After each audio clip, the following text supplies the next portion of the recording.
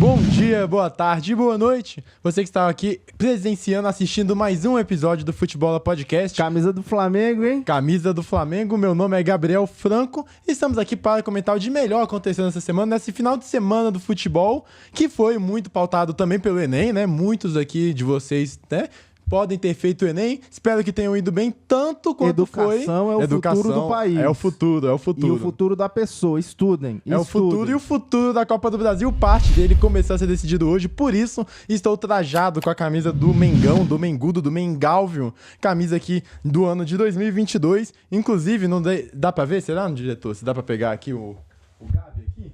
Dá pra pegar? Gabi, tá? Deu aí. Deu pra pegar aqui o Gabi, porque, né? Ele Gabi foi 9. Foi o Qual cara. foi a posezinha que ele fez? Foi o cara, meteu aqui, ó. Por quê? Porque é sempre ele, né? O cara do final de semana. Mas antes a gente vai passar um pouco mais até pelo futebol nacional do que pelo internacional. Então vamos começar o programa começando pela vitória do Vitória, hein? Começando aqui no futebol brasileiro, uma vitória importantíssima. Temos um pacto. Teve o vídeo do pacto que causou polêmica, gerou polêmica aí. Mas explicando, contextualizando, foi um vídeo que o Atlético Paranaense falou que tinha um pacto com a Vitória, forças sobrenaturais, e um pacto assim. E que aparentemente é assim que eles são conhecidos lá em Curitiba. É assim bota sobrenatural nessa parada, bota né? sobrenatural. Saiu o vídeo, depois o jogo contra o Cruzeiro, o cara foi expulso com 4 segundos. Tem toda essa questão. Mas é por causa que eles são conhecidos por terem um pacto lá em Curitiba, entre torcedores do Coxa, do Paraná e do Atlético Paranaense. Só que não deu. O Vitória venceu, inclusive deu uma provocadinha nas redes sociais, botando a música do Na Casa do Senhor Não Existe Satanás. Botou e ganhou a partida com gols de Alejandro e Mateuzinho. Detalhes para Alejandro, que é o artilheiro dos gols bonitos, diretor. Ele tá brigando aí no prêmio Puskás do futebol brasileiro com ele mesmo. O gol que ele fez, que ele deu uma caneta, depois botou no ângulo. E o outro que ele deu uma bike de fora da área contra o Cruzeiro. Hoje ele guarda mais um. E o Mateuzinho, que na minha opinião é o grande jogador desse time do Vitória. Não me surpreenderia se daqui a pouco algum outro clube fosse buscar ele, surgisse umas boas propostas aí na mesa do Vitória, que eu falei esse ano que eu tanto esperava mais, falava que eu achava que ia ser um bom ano do Vitória, até claro que ia brigar contra o rebaixamento, porque é a realidade, folha salarial, enfim, mas eu esperava que esse tipo de conquista de 3 pontos viessem mais no Barradão. O Vitória começou capengando um pouco ainda dentro de casa, o Carpini chegou, deu uma organizada, vence a partida e não foi no Barradão, foi lá no Tapetinho, uma vitória importantíssima contra o adversário direto contra o rebaixamento, que é o Atlético Paranaense, que tá no centenário. O Atlético lá pra zona. Tá no centenário e tá na zona de rebaixamento. Como é que tá, diretor? Conta aí pra gente como é que tá essa parte de baixo da tabela do futebol brasileiro. Cara, vou falar aqui do Corinthians, 15º, né? Então, Ok. Corinthians tá em 15º com 35 pontos, Red Bull Bragantino em 16º Perigoso, hein? com 35 pontos, e aí entra a zona do rebaixamento com o Clube Atlético Paranaense, o pacto do Capo. com 34 pontos, Juventude também com 34 pontos, Cuiabá 28 pontos e Atlético Goianiense com 22 pontos. Na minha opinião, Atlético Goianiense, Cuiabá e Juventude, assim, começou a complicar as coisas. Acho que vai ser bem difícil no momento que estamos. Mas a briga pela essa última posição tá ferrenha ainda. E com essa vitória, o diretor, confirma aí pra mim,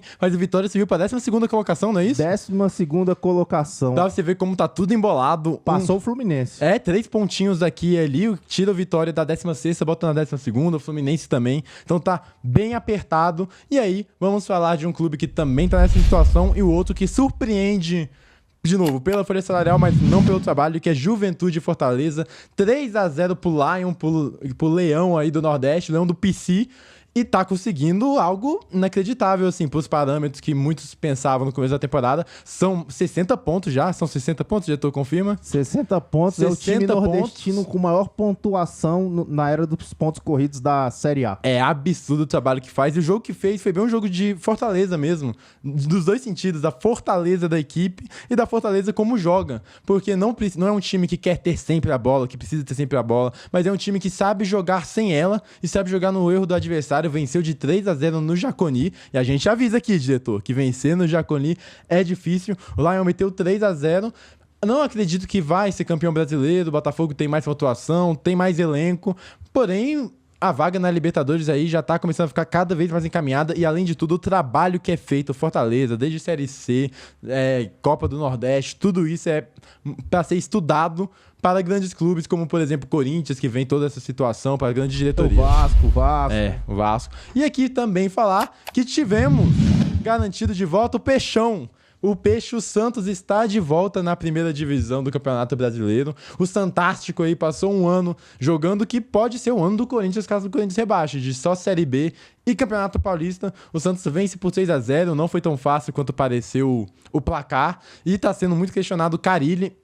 Muito provavelmente ele não vai iniciar o próximo ano com o Santos na primeira divisão. O Santos vai buscar o treinador. As fontes dizem que o Sampaoli é o mais cotado. E a gente fez um ótimo trabalho com o Santos em 2019. Foi o vice-campeão com mais pontos da era dos pontos corridos desde que o campeonato teve 38 rodadas. Faz sentido isso? Faz sentido se você pensar no histórico de Santos. Mas o Carille aí não subiu tranquilo, não foi? Então, em pontuação, tranquilo. Em atuação, não. É um time, principalmente ofensivamente, muito limitado. E aos trancos e barrancos, a própria torcida do Santos, que tem esse DNA de ser um time ofensivo, assim como equipes como o Flamengo. Você colocar o Santos para abdicar de jogar futebol não é o que a torcida e a instituição entende como correto. O trabalho do Carille também é visando o futuro, visando assim a projeção, como diria meu amigo Tite. Não, esse chegou no teto e foi um teto suficiente para subir de divisão, que era o que o Santos tinha que fazer. Foi assim, uma briga, uma dança no deserto para chegar. E o Vila Nova, que nos momentos que tem que, né, diretor, é difícil. Vila! Já faz algumas rodadas que eu não acredito no acesso. Assim, pelo histórico, eu sempre fiquei meio receoso com esse acesso aí pra primeira divisão, mas agora ainda mais. Porém, vai acabar numa posição ok para Campeonato Brasileiro, mas ruim para as projeções de um Vila que recentemente está toda hora tentando bater ali na zona do acesso e não consegue subir.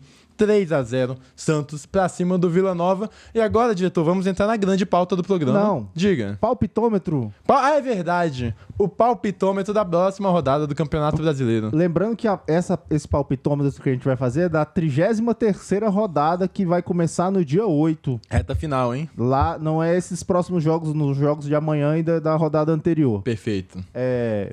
Internacional e Fluminense. Inter, os guri. Palmeiras e Grêmio. Palmeiras, o verde. Vitória da Bahia e Corinthians. Cara, esse jogo, eu falei até no último programa do futebol, que o Vitória ia pegar o CAP, ia pegar o Corinthians, ia pegar o Grêmio, ele que ia decidir o rebaixamento do campeonato, mas o jogo é no Barradão, empate. Botafogo e Cuiabá. Fogo? É o jogo do título? Ainda não, porque o jogo do título é Palmeiras e Botafogo no Allianz, que esse sim vai decidir. Cruzeiro e Criciúma. Cabuloso.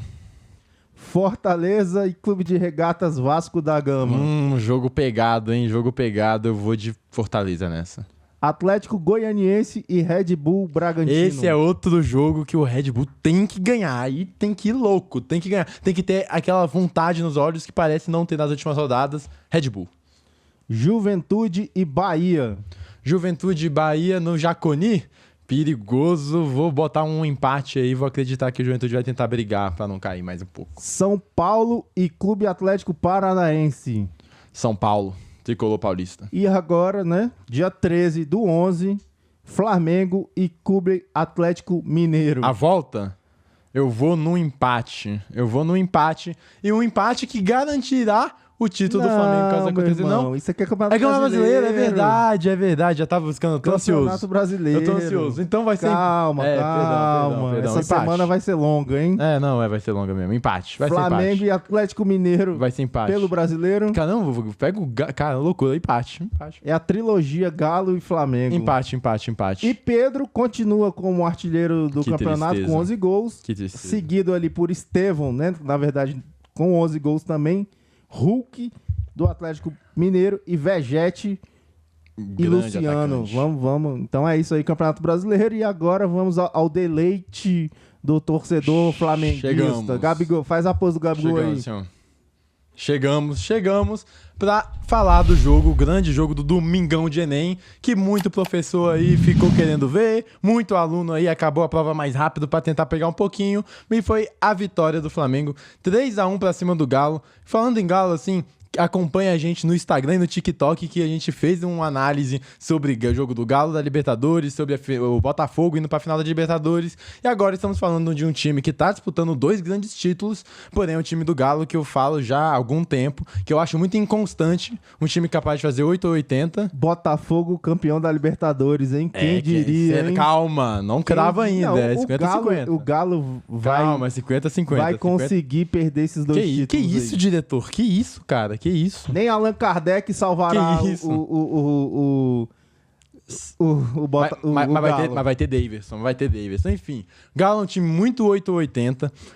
O Milito não me traz ainda muita confiança no trabalho dele. Ele até encaixou um jogo no 3-4-3 que ele vem utilizando. Ainda usa o Scarpa muito pelo lado, que não é a minha posição que eu usaria o Scarpa. Acho que ele tem que ser um jogador que está cada vez mais próximo ao gol, cada vez mais próximo ao Hulk. Para dar essas tabelas, é um cara com uma criatividade gigante e é o cara que pode achar o passe diferente, o chute diferente. Então, quando o jogo não passa tanto pelo Scarpa, como hoje, por exemplo, não passou, e como em outras ocasiões, como na semifinal contra o Vasco, não passou, acho que o time do Galo fica muito engessado. Porém, é competitivo e é capaz de fazer grandes atuações como o River Plate no jogo da ida, péssimas atuações contra o Vasco no jogo da volta e uma atuação abaixo, como foi hoje. O primeiro tempo já começou com o Flamengo colocando uma pressão a mais e uma pressão acima. O garoto Everton Araújo entrou muito bem ali para fazer a função no meio campo e é um time armado pelo Felipe Luiz que a gente vem começando a conhecer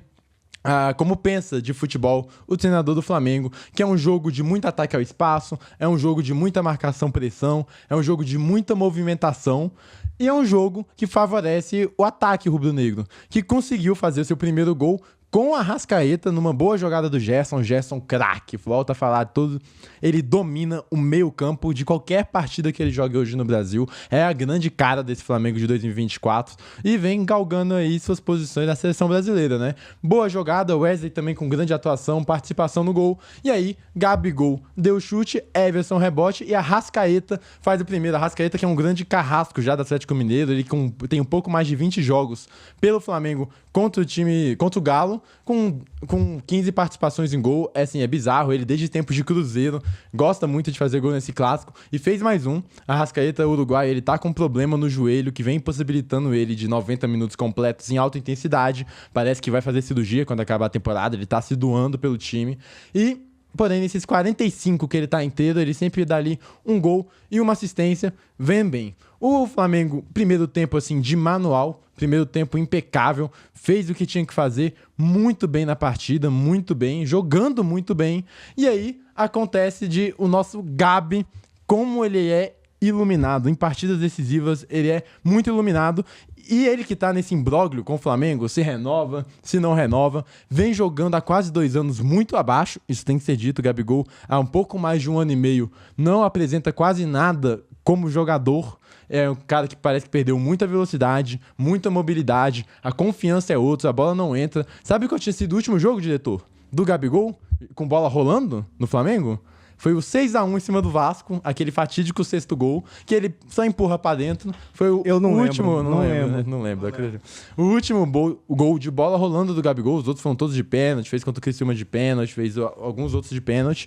E o Gabigol faz um gol, cara, que assim, exige, vamos dizer, um grau de dificuldade. Não foi aquele gol com a bola só empurrando pra gol, que mesmo assim tem um mérito. Foi uma jogada que o Flamengo de Felipe Luiz falou na coletiva que o time quer fazer mais, que é o ataque ao espaço, como eu havia dito anteriormente.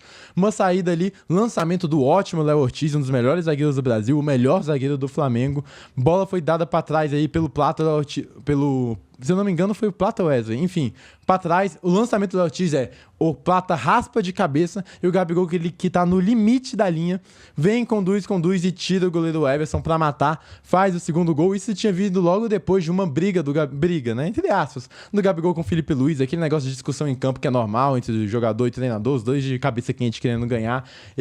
O Felipe Luiz reclama que ele queria o Gabigol ganhando esse espaço na segunda bola e o Gabigol dá uma reclamada. E assim, dessa maneira, sai o gol do Flamengo, sai o segundo gol, o primeiro do Gabigol na partida, e o Flamengo fecha o primeiro tempo com chave de ouro, uma baita atuação, vira o segundo, e o Flamengo começa a vir mais abaixo, e o Galo começa a se reencontrar na partida. O time subiu mais, começou a marcar mais, tirou cada vez mais a saída do Flamengo, só que o Flamengo conseguiu anular o Hulk, que é a principal peça do Galo. O Hulk não deu uma finalização no jogo. E o que eu tava pensando era o seguinte, contra o Vasco ele também não tinha dado nenhum, deu a primeira e meteu um golaço. O Hulk é um cara que você não pode deixar com liberdade, não pode deixar tocar na bola facilmente, e foi o que o Flamengo fez, apesar de ter caído de rendimento, porque o Galo, méritos do Galo, subiu. E esse 8,80 que eu falo do Atlético Mineiro, ele pode ser refletido nessa partida. Um primeiro tempo nota 8 e um segundo tempo que não chegou a ser o 80, que é uma ótima atuação, mas foi uma atuação muito boa. A atuação muito boa, inclusive o gol do Flamengo, o segundo do Gabigol, ele sai no melhor momento do Galo na partida praticamente, estava dominando, estava com a bola no pé. Flamengo, o Michael, que fez uma ótima partida, rouba a bola no meio campo, dá no Alcaraz, que tinha acabado de entrar no lugar do Arrascaeta, ele dá pro Gabigol, e aí de novo um gol que a gente relembra o Gabigol do Velho Testamento, né? Ele pega, dá uma tiradinha na defesa e bate cruzado pra fazer o terceiro gol, depois ele comemora fazendo assim, né? Lógico, o Muk, a torcida grita, o Gabigol voltou, e já começa a ventilar na cabeça do torcedor e do dirigente, será que renova, será que não renova? Diga, diretor. Nada, eu só tô pensando. Só pensando? Gabigol. Voltou, hein? Cara, o Gabigol... Diga. Ele sabe fazer a parada, né? Sabe. Tava de birrinha. Não era birrinha, não. Era, não, o Tite não era. ali, a treta dele com mas sabe por que não era? Porque antes do Tite ele Pedrão, já tá... Pedrão iluminado. Não, claro que o Pedro faz uma temporada muito acima e... para com... Não. Ele, antes do Tite, ele já não vinha... Não é falta de vontade. Antes do Tite, ele já vinha com essa atuação abaixo. Ele teve um problema físico em 2023 que atrapalhou bastante a continuidade da temporada dele.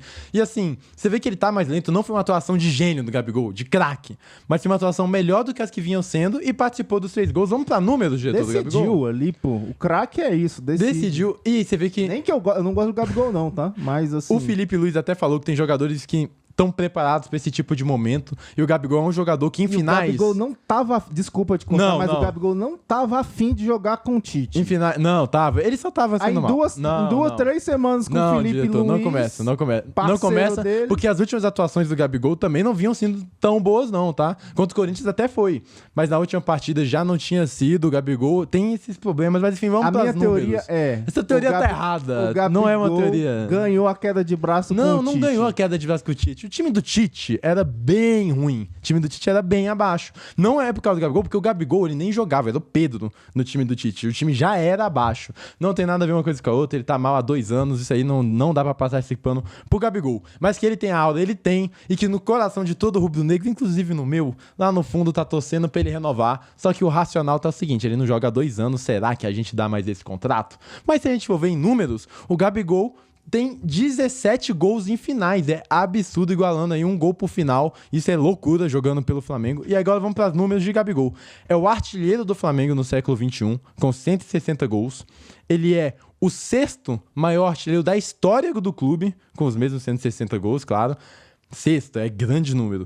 Na Copa do Brasil, ele é o 3º maior artilheiro da competição, com 32 gols. O primeiro é o Fred, com 37. Se ele continuar no Flamengo, ou então vinha continuar num time que dispute a Copa do Brasil, né? Ficar no Brasil, tudo indica que ele vai passar esse número, vai se tornar o maior artilheiro da Copa do Brasil. Ele que ainda é bem novo, o Gabigol.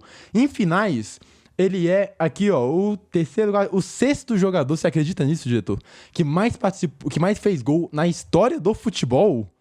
O primeiro é o Messi. O futebol tá mudado, viu? O primeiro é o Messi, com 34 gols. Muito tempo foi chamado de pipoqueiro, né? O tal do Lionel. O argentino tem que sempre falar dele. Vamos sair do futebol, vamos pro Free Fire. Sempre falar dele. Não. Sempre falar dele. O primeiro, o jogador com mais gols na história em finais é o Messi, com 34. Depois vem o Rei Pelé, com 29 gols. Depois, diretor, Neymar Júnior, com 21 gols, Cristiano Ronaldo com 20, Romário com 20 e Gabigol com 17, o 6º maior artilheiro na história de finais. E depois ele ultrapassou hoje com esses dois gols, Ronaldo Fenômeno, pra você ver como são as coisas e como ele é um cara que ele tem importância, ele chama a torcida, ele inflama. Se ele conseguir recuperar parte do seu futebol, que dá pra recuperar porque o cara não esquece, ele é um cara essencial. E você perder um jogador desse, você não, por mais que você ache um outro jogador que jogue muita bola, você não vai achar um jogador tão identificado com o Flamengo e com tanta essa magia de Flamengo. Então, assim, essa renovação tem que ser pensada com carinho. Não acho que tem que renovar agora porque fez 2 gols. Não é assim. Mas tem que pensar. Inclusive, vai ter eleição nesse final de ano. 9 de dezembro aí vai trocar a diretoria. E aí vai ter um pouco menos de um mês aí pra resolver se vai renovar ou não. E falando em magia, porque a gente tá falando da aura, né? Da aura de Gabigol, da aura da magia. Como é que pode? O cara não joga nada 2 anos, chega na final e destrói e faz 2 gols. Temos que falar da aura de Allan Kardec, que psicografou o gol aí, porque veio do nada, ninguém tava esperando, ninguém imaginava. Allan Kardec, diretor, que chega ao seu primeiro gol no ano de 2024. Eu nem lembrava que o Allan Kardec tava no Atlético. Torcedor vascaíno que tem boas lembranças com o Allan Kardec. Na hora que fez o gol, eu falei, cara, será que eu vi pelo rádio, né? Eu falei, será que eu tô ouvindo coisa demais? Mas não, foi o Allan Kardec do Vasco. Foi cria do Vasco. Allan Kardec, que o próprio torcedor do Galo reclamava bastante. Manteve a decisão acesa. Não, tem jogo. Porque 3-0 já... Tem jogo. Isso, eu dei esse parênteses grande pra falar do Gabigol, mas mesmo o Flamengo tendo feito o terceiro gol, deu uma... já não vinha bem, o Galo já vinha melhor, tá? Por méritos do Galo. Mas também deu uma quedinha, o Galo começou a pressionar, e na falha do melhor zagueiro do Flamengo, um dos melhores do Brasil, o Ortiz meio que pisa na bola. O Allan Kardec, que entra, não tinha feito nenhum gol no ano. Olha como são as coisas. O Galo, ele teve que se reajeitar no esquema, o Arana fazer uma outra posição, botar o Rubens ali, reorganizar pra não botar o Allan Kardec. Porque o normal seria assim, o Davidson não pode jogar, é só colocar o Allan Kardec ali. Mas o Allan Kardec vive um ano tão ruim pro Galo, que o Milito fez ali um mise-en-scène de coisas pra não botar o Allan Kardec, aí ele entra e no primeiro lance faz o gol. São coisas da magia. Tem o futebol. Eu acredito nos deuses do futebol. Por mais que tenha tudo, algumas coisinhas assim, a lei do ex, o cara que veio do Vasco não tava jogando bem no seu primeiro lance ele de protagonista fazer o gol, o Gabigol voltar a jogar em final, tem coisas que só o futebol explica, e o Galo deixa tudo aberto, inclusive faz esse gol, e nos últimos 15 minutos de partida, teve totais condições de fazer o segundo e deixar mais aberto ainda, praticamente jogar a vantagem do Flamengo pelo ralo, brigou muito, chegou forte nesse final, o Flamengo que caiu de produção, e o Léo Ortiz, que apesar da falha, conseguiu se recuperar bem, teve um lance do Paulinho, que ele vai muito bem, depois ele tira uma bola que estaria chegando no Hulk, e tá tudo aberto pra final, o jogo vai ser na MRV, falando de Galo aqui, Galo que vai viver praticamente... Faltam 2 jogos para acabar o ano do Galo, porque o brasileiro já não tem muita expectativa, não vai cair, não vai pegar Libertadores direto, provavelmente. Então, assim, é ganhar de Flamengo e ganhar de Botafogo. Acredito que não ter o Davidson para esse momento, a mesma coisa que eu falei do Gabigol, o cara que cresce em momento decisivo, vale o mesmo pro Davidson, ele não tá na Copa do Brasil. É um baquezinho no Galo, porque é um cara que muda, só que se o Galo fizer o jogo 80 dele... Dá pra buscar. Pra mim, tá longe de ser algo definitivo. É claro que é uma boa vantagem, mas não dá pra cravar nada. Tá tudo aberto na Arena MRV. Inclusive, o Galo postou um vídeo, diretor, depois aí vocês procurem, que eu achei muito ruim por parte da diretoria. E não é porque eu tô falando aqui, olha como ele tá clubista. Não é, inclusive, se o Galo for campeão, diretor, camisa do Galo, porque merece, forte de vingador. Mas é um vídeo reclamando de arbitragem lá do jogo da Libertadores de 81, falando não sei o que sempre, historicamente, foi prejudicado. Não acho que é uma boa postura institucionalmente para um clube se postar, ainda mais um clube gigante, um clube grande, que é o Galo, porque isso é coisa de postar com todo o respeito do mundo ao Madureira, mas é uma coisa que, assim, eu esperaria do Madureira colocar contra o Flamengo, não o Galo, que tem totais condições de reverter esse placar ou pelo menos empatar, e aí na disputa de pênaltis, vamos ver quem ganha. Tudo aberto para a final da Copa do Brasil, diretor. Salve! Você tem uma amiga que torce pro Galo. Tenho. Carol, que é Carol aí. Ó. Manda o recado. O recado é o seguinte: se o Flamengo perder, eu não vou falar nada. Se o Flamengo ganhar, eu mando a mensagem ali, mando o gifzinho do Gabigol aqui. Esse é o recado. Justo, diretor? Justo? É, tá certo. Justo. É um recado, né? É um recado. Galo forte e vingador vai ter que vingar o primeiro jogo pra sair campeão da Copa do Brasil. E agora chegou o momento, diretor. Um momento em que você não acredita no que acontece. Um momento que o cara não faz nada o ano inteiro, ele vai jogar contra o seu time, no primeiro toque na bola ele faz o gol.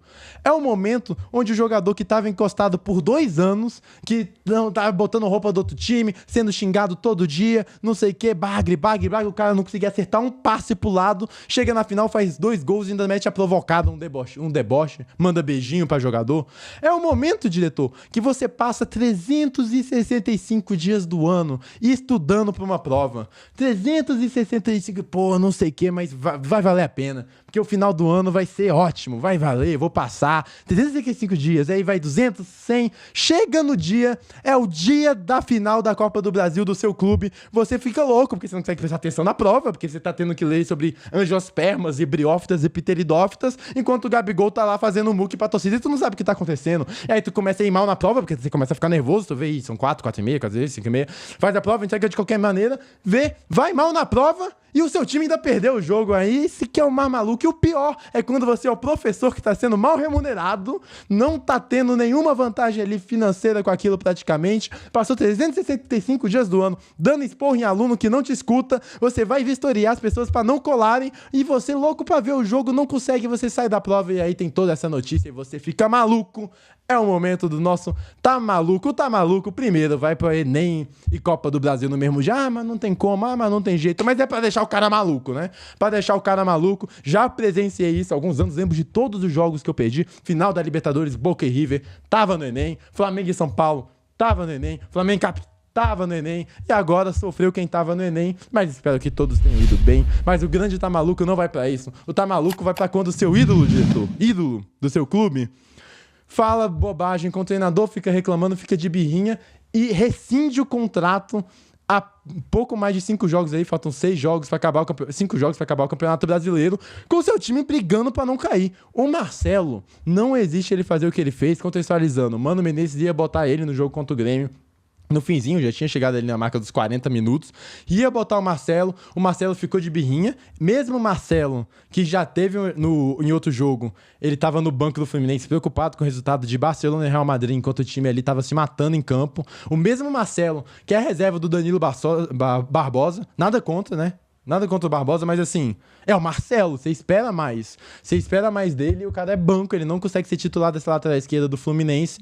E na hora que é colocado, é pedido do ídolo, porque ganhou a Libertadores, surgiu lá, queria de xerém, ele aparecer e participar do jogo, o que, né, parece que ele disse foi o seguinte, o Mano Menezes botou a mão no ombro dele e falou, ó, você vai entrar, não sei o que, não sei o que, não sei o que, ele falou, tira a mão de mim, desencosta a mão de mim, porque eu sei que você tá fazendo isso pra ganhar moral com a torcida, não sei o que, e aí o Mano Menezes, que eu tenho várias questões aí, às vezes é mal educado, com imprensa, com torcida, mas nessa ele foi bem, chegou e falou, não, então tu não entra, tu não joga, porque o cara que desrespeita a liderança ali, porque a liderança naquele momento é o técnico, é o Mano Menezes, e o Marcelo se recusa a ajudar o próprio time por causa do ego dele, porque ele tá achando que o Mano Menezes não tá colaborando ele. De novo, um cara que não consegue ser titular por méritos esportivos, não por birra. E aí, logo em sequência, ele rescinde o contrato do time que levou ele ao mundo, né? O time onde ele explodiu, projetou ele ao mundo. E aí, ele rescinde o contrato com o time brigando pra não cair. É bizarro essa ação que fez o Marcelo. E é muito bizarro que isso seja tratado com naturalidade.